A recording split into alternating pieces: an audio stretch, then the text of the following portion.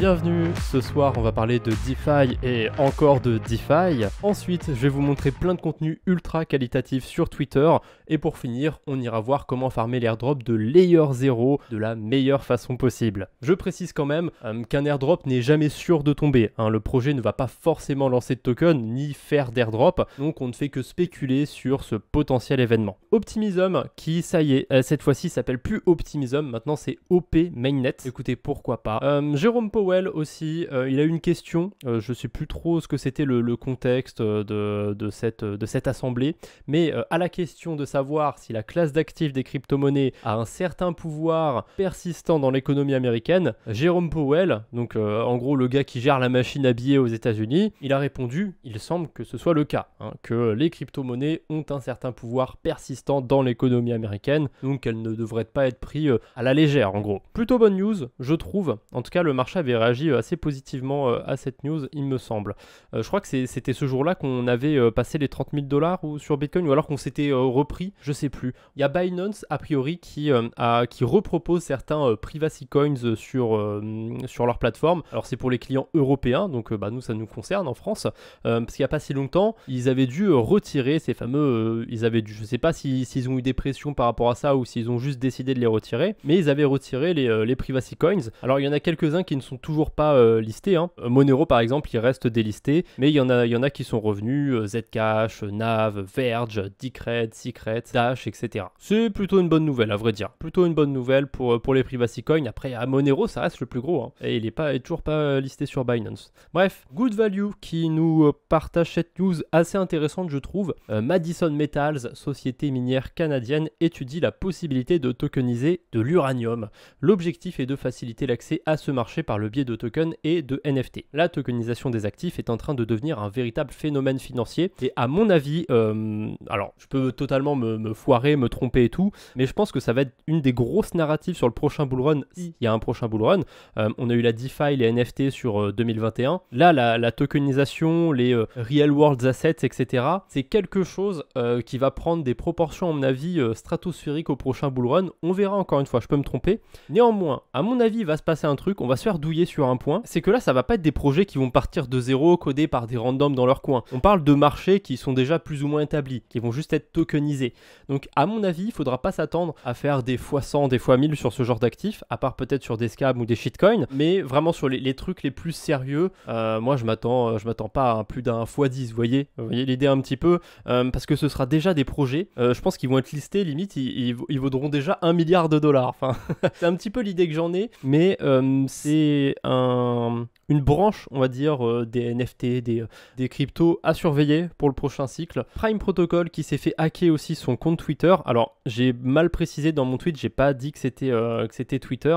Il y a pas mal de gros projets de DeFi, enfin gros projets, plus ou moins gros on va dire, qui sont fait hacker leur Twitter récemment, leur Discord aussi, donc je sais pas ce qui se passe. A priori, pour moi, c'est pas un hasard, doit y avoir un vecteur en particulier, soit c'est un type d'attaque, soit c'est un groupe qui arrive à attaquer plusieurs projets comme ça. Évidemment, quand un projet se met du jour au lendemain à vous faire plein de tweets pour vous dire on lance notre token, c'est super, il faut vite les récupérer avant que ce soit trop tard, il faut vite en acheter, etc. C'est de l'arnaque, le projet s'est fait hacker, ou alors vous regardez un projet qui est un scam, ou alors un faux compte Twitter. Là, c'est le vrai compte Twitter pour le coup de Prime Protocol. En soi, le protocole, lui, vous pouvez l'utiliser, il n'y a pas eu de hack, c'est vraiment que le compte Twitter. Voilà. C'est quand même pas une news très très cool pour le projet. Très très bonne news.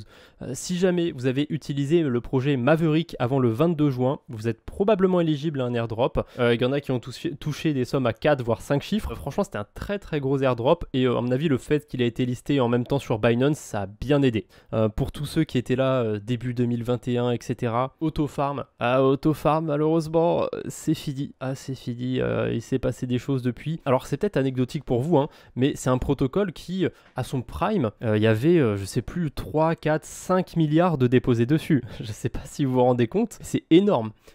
Aujourd'hui, c'est limite ce qu'il y a sur les plus gros protocoles. Donc, ouais, c'était pas rien, Autofarm, pendant un moment. C'était vraiment quelque chose. Et dernière dernière petite news, c'est les frais sur Ethereum qui restent assez faibles en ce moment. Donc si jamais vous voulez farmer des airdrops, vous intéresser un petit peu à la DeFi, croyez-moi, c'est vraiment le meilleur moment en ce moment parce que tout simplement, quand les frais vont être élevés sur Ethereum, ils vont être élevés aussi sur tous les layer 2. Donc Arbitrum, ZK-Sync, Optimism, ça va être cher partout. C'est normal en fait. Parce que quand vous faites une transaction sur le layer 2, la transaction, elle va entre guillemets se faire aussi sur Ethereum au final. En fait, les layer 2, ils font des paquets de transactions et ils les sécurisent au final avec Ethereum pour simplifier grandement. Donc j'avais gardé aussi quelques protocoles avec des intérêts sympathiques. Je vais vous les passer vite fait. Allez, on va commencer par deux protocoles qui sont sur ZK-Sync. Comme ça vous permet de faire des choses intéressantes sur ZK-Sync. Parce que c'est bien de farmer un airdrop, mais moi j'aime bien faire des choses utiles en farmant un airdrop. Tout simplement, vous bridgez des cryptos dessus, de l'USDC, de l'Ethereum, et vous les déposez sur Reactor Fusion. C'est comme AAV, c'est un protocole de prêt et d'emprunt. Et on a des intérêts qui sont pas hyper élevés, mais franchement, juste sur de l'USDC tout seul, vous avez 6% et des poussières. Ça va, c'est pas dégueu non plus. 4% à peu près sur l'Ethereum, c'est pas dingue, j'ai un peu mieux. Vous pouvez aller déposer des Ethers sur le bridge XY Finance, et vous voyez, vous avez un rendement autour de 10%. Voilà, sur les 7 derniers jours, c'était autour de 10,64% en déposant juste de l'Ethereum. Donc là, c'est pas des rendements dans une crypto bizarre ou je sais pas quoi, c'est vraiment des rendements en Ethereum pur. Après, il y a des chances que là, le rendement il baisse un petit peu parce qu'ils viennent de se déployer il y a pas longtemps sur ZK-Sync et sur Polygon ZK-EVM. Donc vous vous doutez bien que il y a pas mal de gens qui envoient des Ethereum depuis et vers cet écosystème. Donc forcément, ça a engrangé pas mal de frais, mais il y a moyen que ça se tasse un petit peu. Même s'il n'y a pas beaucoup de liquidité, ça peut se jouer. Il y a quelque chose qui peut jouer, je pense. Ça, c'est pour ce qu'il y a sur ZK-Sync. En dehors de ZK-Sync, on a Polygon, par exemple. Il y a un protocole qui s'est lancé il n'y a pas longtemps. C'est le nouveau VE33, donc le nouveau vélodrome, si vous préférez, de la blockchain Polygon. Il s'agit de Pearl. Alors, c'est que des pools de liquidité avec le stablecoin USDR qui repose sur, je crois, c'est backé par de l'immobilier et d'autres conneries comme ça. J'aime pas spécialement ce stablecoin, mais il y a des pools qui sont pas dégueux. Franchement, les rendements sur des stables qui montent jusqu'à 47%, voilà quoi, ça peut prendre le risque d'un dépeg. Hein. Surtout que depuis qu'il existe, l'USDR, je crois pas qu'il a des pegs. Donc pour l'instant, il fait ses preuves. On verra bien quand même si ça va durer. Hein. On va pas non plus trop se faire des faux espoirs. Mais force est de constater que ça marche plutôt bien. Et deuxième protocole de Tchad, c'est PenPy. Donc qui vient, en fait, c'est un protocole qui vient se greffer au-dessus de Pendle. Pareil, un Pendle, c'est un petit peu un des gros protocoles du moment. Bon, eux, ils ont déjà leur token, donc on va pas venir farmer d'airdrop. Hein. Mais ouais, Pendle, c'est quelque chose aussi. Et là, PenPy, ça vient par-dessus. On peut maximiser les rendements. Et vous voyez, on monte à 19% sur l'Ethereum. Par contre, le rendement, là, c'est n'importe quoi. Hein. On va prendre celui sur le Rocket Pool. On a 2% en PNP. 0,09% en swap fees, donc ça va être des frais, hein, donc ça va être du RETH. On a 3% aussi d'intérêt en ETH, ça c'est parce qu'on a du Rocket Pool Ethereum, donc c'est un Ethereum Stake qui fait des intérêts, et on a le gros des intérêts, c'est du token Pendle. Ah, ça imprime à fond, mais le token il fait que monter pour l'instant, il a été listé sur Binance il y a pas longtemps, je crois qu'il doit être autour de 1$. Ouais, il est un petit peu en dessous d'1$, et quand il a été listé, je sais pas combien il est monté, mais il est monté à plus de 1$ en tout cas, 1,20$ a priori. Voilà, ça c'est plutôt bien passé pour Pendle. Et là on arrive au gros du gros, on va voir un petit peu par rapport à l'airdrop de Layer 0, on va essayer de trouver le meilleur chemin possible pour farmer le plus d'airdrop possible, et je vais essayer de le faire en direct live avec vous. Le budget pour farmer cet airdrop, ça va être 20$. Le souci c'est que c'est 20$ un peu dispatchés sur plein de blockchains. C'est faisable de le faire sur moins de blockchains d'ailleurs, mais vous allez comprendre. Alors on a certains protocoles qui sont un peu bidons, qui utilisent Layer 0, c'est un truc où on va pouvoir minter et bridger un NFT. Là vous voyez, on peut le faire depuis ZK-Sync, donc c'est super. On peut farmer l'airdrop de ZK-Sync et de Layer 0 en même temps. Moi je pense pas trop à un airdrop de Arbitrum Nova, mais pourquoi pas, il y a des gens qui en parlent, donc on pourrait éventuellement aussi spéculer sur celui-là, mais moi je m'avance pas trop sur Arbitrum Nova. Donc concrètement, comment on fait pour être éligible, pour utiliser ce protocole? On clique sur Mint, ça nous fait apparaître une transaction sur le wallet, ça coûte un petit peu d'Ether à minter, donc ça va coûter pas grand chose, même pas, je crois que le mint est gratuit ou il coûte pas grand chose, et là c'est essentiellement des frais de transaction. Première transaction, vous mintez, vous faites une deuxième transaction pour le bridger et c'est bon, c'est plié, c'est finito. Il y en a un deuxième aussi un protocole qui est exactement pareil. Si jamais vous avez besoin de tous les liens de tous les protocoles que j'utilise là dans la vidéo, j'ai fait une vidéo sur ma chaîne secondaire AZK Crypto Live, elle est juste ici, et je vais même essayer pour l'instant de mettre à jour les protocoles. C'est-à-dire que si on va sur la vidéo, tac, on va dans la description, voilà, je vous montre les ajouts avec un petit plus. Et vous voyez que depuis la vidéo, il y a déjà 3 petits plus. J'ai trouvé 3 autres bridges. Et j'ai même fait une nouvelle catégorie avec les jeux. Donc voilà, si jamais vous avez besoin de retrouver les liens ou quoi que ce soit, même pour ceux qui sont sur le live, vous avez cette vidéo, ça peut vous servir un petit peu de répertoire. À mon avis, l'airdrop de Layer 0, s'il tombe, ce sera peut-être même plus encore, mais on verra. Pour l'instant, j'ai mis 1000 $, histoire de mettre une valeur. Ça va pas tomber non plus au coin de votre bec comme ça. Il faudra y mettre un petit peu du vôtre, on est d'accord. Mais franchement, ça peut se jouer. Après, là, ce que je vais faire ce soir, je vais faire pas mal de transactions sur plein de blockchains, etc.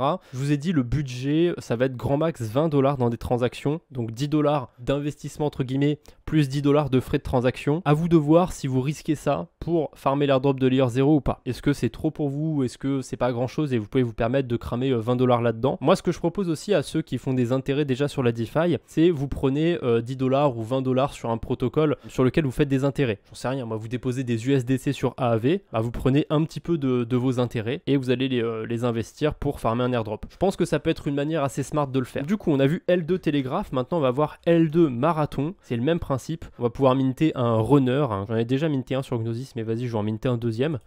Ça coûte un petit peu par contre, ça coûte 50 centimes à peu près de le minter, vous voyez, 50 centimes sur Gnosis, et selon les blockchains, alors j'ai pas été vérifié partout, mais ça va vous coûter aux alentours de 50 centimes 1 $. Je suis pas sûr que là, L2 Marathon, ce soit le plus smart à utiliser par rapport à Layer 0, donc à vos risques et périls, mais je vais vous montrer comment ça marche, voilà, c'est assez simple. On fait la première transaction pour minter le NFT, on choisit ensuite où est-ce qu'on l'envoie. Alors depuis Gnosis, j'ai pas non plus 15 milliards de SWA de blockchain, mais je vous conseille d'envoyer vers Celo, Fuse, éventuellement Avalanche ou BNB Chain, Clay aussi peut-être. En fait, c'est toutes les blockchains où les frais sont vraiment pas chers. Voilà, si j'envoie sur Celo typiquement, ça va me coûter des frais, vous allez voir. Je vais payer 5 centimes de DAI, c'est pour couvrir les frais de Layer 0. Parce qu'en fait, Layer 0, ce qu'ils font, c'est que ils prennent vos cryptos sur une blockchain, mais ensuite ils vont vous les renvoyer sur une autre blockchain. Donc pour ça, bah, ça va leur coûter des frais de transaction. Donc en fait, c'est vous qui les payez sur la blockchain d'origine. Gnosis, Binance Smart Chain, Avalanche. Il y a plus de chances que vous ayez de quoi payer les frais sur ces blockchains là et c'est pas trop cher. Tous les protocoles que je compte utiliser, ils sont là. Il y a StakeHut, il y a Joe. Alors StakeHut, je suis pas sûr parce que je viens de le découvrir, donc on verra bien.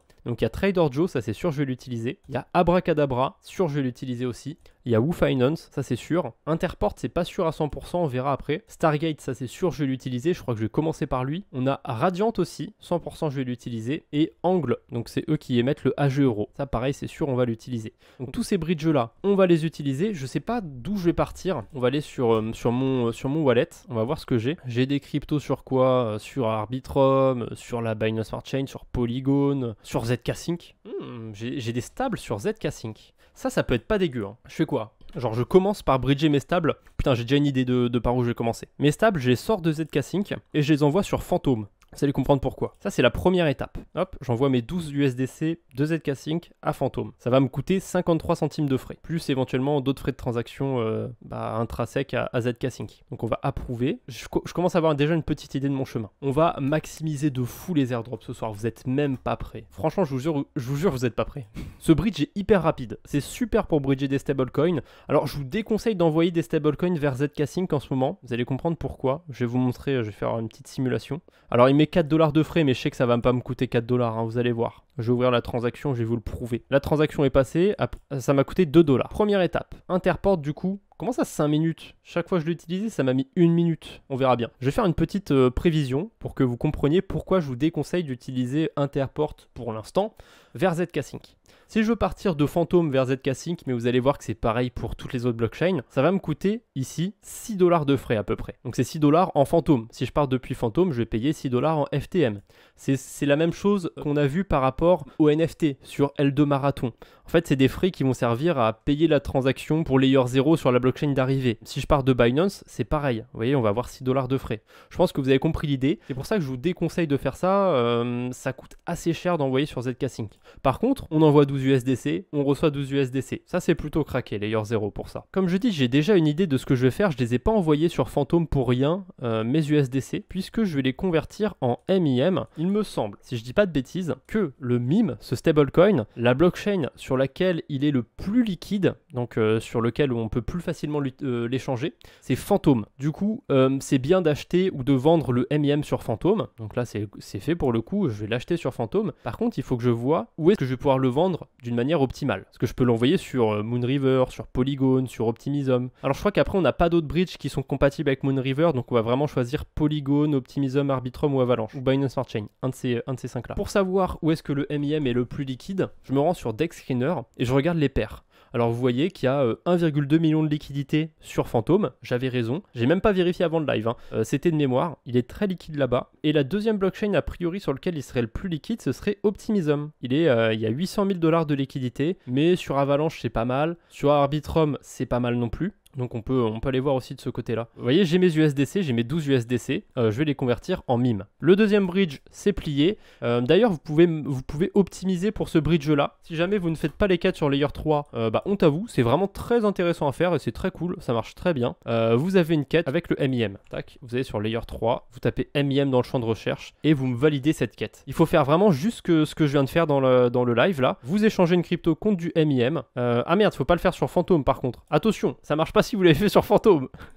Faut le faire sur une autre blockchain. Et vous le bridgez. Voilà. Ah, par contre, il faut rester forcément sur ces trois blockchains. Moi, le chemin que je vous conseille, c'est Avalanche Optimism. C'est les deux blockchains avec le moins de frais. Tant qu'on est dessus, je vais vous montrer vite fait. Si vous allez sur Layer 3 et que vous descendez un petit peu, on a une catégorie Cross-Chain with Layer 0. Et sur cette catégorie, on va pouvoir retrouver plusieurs quêtes autour de Layer 0. Tous ces bridges, je pense qu'on va les voir aujourd'hui, de toute façon, donc on s'en fait pas trop. Mes mimes sont arrivés sur Avalanche. Ah, c'est magnifique, on va pouvoir faire un nouveau bridge. Alors, juste avant, j'ai utilisé LamaSwap pour échanger mes cryptos. Là, on va changer un petit peu. On va utiliser MinFinance. On a un outil qui est exactement comme sur LamaSwap, vous voyez, qui va comparer plein d'échangeurs en même temps. Enfin, c'est même plus que des échangeurs, c'est des agrégateurs. C'est déjà des protocoles qui comparent. Donc on va comparer des comparateurs. C'est zinzin, c'est de la folie. Avalanche. Donc je vais échanger mes MIM en quoi. On va partir sur quoi là cette fois-ci. On va commencer par là, on va commencer par le BTC.B. Donc là je vais échanger mes MIM en BTC.B. Tac tac tac, il va me chercher le meilleur chemin. Si possible, j'espère que ce sera Odos. Let's go. On a Odos. Pareil, MinFinance, Odos, c'est deux projets qui n'ont pas de token. Donc moi je vous conseille, quand vous avez l'occasion, vraiment forcez pas le destin, quand vous avez l'occasion, utilisez-les. Là vous voyez, j'ai même pas besoin de forcer le destin. Odos a priori c'est la meilleure route. Alors il y a un truc au-dessus de Odos, mais à chaque fois que, je crois que je l'ai utilisé 2-3 fois, à chaque fois je me suis fait avoir. Genre le prix changeait au dernier moment et du coup c'était pas le plus intéressant. Alors des fois MinFinance, je sais pas trop pourquoi, il est un peu lent à la détente. On fait un petit F5, vous voyez, hop ça le décoince. Il a vu que j'avais approuvé mes MIM. On va pouvoir les échanger tranquillement. Alors je sais pas, là le coup de devoir recharger, c'est peut-être une connerie de cache qui n'a pas été vidé ou quoi que ce soit. Alors, je vais transférer mes BTC.B de Avalanche à Polygon. On approuve le BTC.B. Donc là, je viens tout simplement de passer ma transaction sur le Bitcoin Bridge. Maintenant, on va utiliser WooFinance. Donc on va bridger le token Woo vers, je réfléchis, la Binance Smart Chain ou Arbitrum. Pareil, là vous choisissez BNB ou ARB. ARB, on va sur Arbitrum, alors c'est parti. Donc là, pareil, je vais échanger mes bitcoins contre le token que j'ai besoin de bridger. On va choisir Matcha, que j'aime pas trop KyberSwap. Ah là, c'est une transaction où on perd un petit peu. Le token Woo, c'est peut-être pas la meilleure blockchain pour l'échanger. Vous voyez, je passe de 11,03 à 10,85. Je saurais pas trop, j'ai pas été voir. Le Woo, c'est sur quelle blockchain qu'on a le plus de liquidité a priori. Arbitrum, c'est pas mal. La Binance Smart Chain, c'est pas mal du tout. Ethereum, on oublie. NIR, il y a énormément de liquidité, c'est abusé, mais NIR on oublie aussi. Ouais, Polygon c'est pas la meilleure source. Le Woo, l'optimal ce serait de l'échanger sur la BNB Chain ou Arbitrum a priori, parce qu'il y a plus de liquidité, donc vous avez moins de chances de... Vous voyez qu'il y a un décalage quand vous échangez. Là je suis passé de 11$ à 10,85. Donc vous voyez là je perds encore 1,81$ dans des frais. J'aurais dû choisir la Binance Smart Chain à Arbitrum, c'est trop cher. Et là on va encore utiliser une nouvelle source pour échanger les cryptos. Là il faudra forcément le wallet Rabi, c'est obligé. obligé, je vais cacher vite fait ma webcam. Sur le wallet Rabbi, vous voyez, il y a une petite fonction swap pour échanger vos cryptos. On va cliquer dessus. On va se mettre sur Arbitrum. Alors je crois que j'ai pas encore mes tokens. Non, je les ai pas encore, mais tant pis, on va prendre de l'avance. On va mettre le WOO et on va mettre le RDNT. J'ai déjà une petite idée là des bridges que je vais faire. Bon, écoutez, il se fait déjà un petit peu tard, mais si jamais la transaction elle se fait pas trop vite, je vais vous dire un petit peu ce que j'avais prévu. Je vais vous le dire tout de suite finalement. Alors ce que j'avais prévu, c'était d'échanger mes WOO en Radiant. Ça, je vous l'ai montré. Donc évidemment, du coup, ensuite, ça va être de bridger mes Radiant. Là, j'ai pas le choix. C'est forcément depuis Arbitrum et vers la Binance Smart Chain. Donc très bien, je les envoie sur la Binance Smart Chain. Ensuite, qu'est-ce que j'aurais choisi sur la Binance Smart Chain? J'aurais choisi Trader Joe. Donc je convertis mes RDNT dans le token de Trader Joe. Je les envoie sur Avalanche. Ensuite, à partir de là, j'ai deux choix. Soit je fais le chemin court et du coup, j'utilise Angle et j'échange sur Avalanche du coup mes tokens Joe en token AG Euro pour pouvoir le bridger sur Polygon. Et ensuite, arrivé sur Polygon, mes AG Euro, je les convertis en stablecoin. Je les bridge de Stargate ou de Interport éventuellement pour les renvoyer sur ZK Sync. Et éventuellement, si je veux faire un chemin un peu plus long après Trader Joe, donc je bridge mes Joe vers Avalanche. Et là, je vais acheter du stake sur Avalanche. Ce stake, je vais l'envoyer sur Arbitrum. Ensuite, je vais le convertir contre du AG Euro sur Arbitrum. Et là, je vais finir la boucle en fait. Je vais aller sur Polygon avec mes AG Euro et convertir mes AG Euro en USDC sur Polygon et les bridger vers Arbitrum ou autre. Parce que je ne vais pas vous mentir, la transaction va finir par passer sur Layer 0. Mais des fois, ça arrive que y a un souci ou on ait besoin d'attendre parce qu'il y a une blockchain qui est congestionnée ou quoi que ce soit. Ça arrive souvent avec Polygon d'ailleurs. En fait, attention quand vous utilisez Polygon.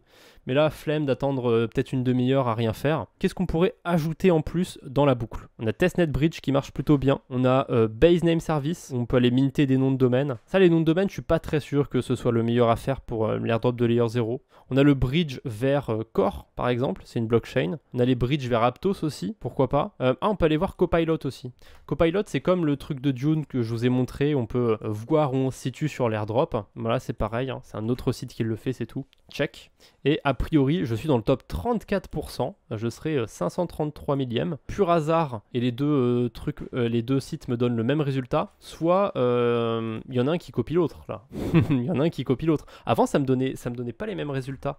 On va essayer avec mon autre adresse que j'utilise sur la chaîne YouTube, celle-ci. Alors, je suis pas aussi bien placé, je pense. Hein. Ouf, top 75%. Aïe, aïe, aïe, aïe, aïe, aïe. A priori, maintenant, on a quasiment, ça revient quasiment au même de regarder sur Dune ou sur Copilot. Donc, comme Copilot, c'est beaucoup plus rapide, je vous conseille d'utiliser Copilot. Peut-être mardi prochain.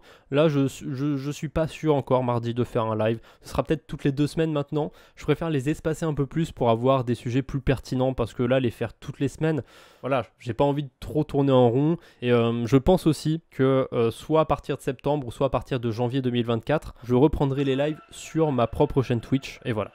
Bref, à la prochaine. Salut tout le monde!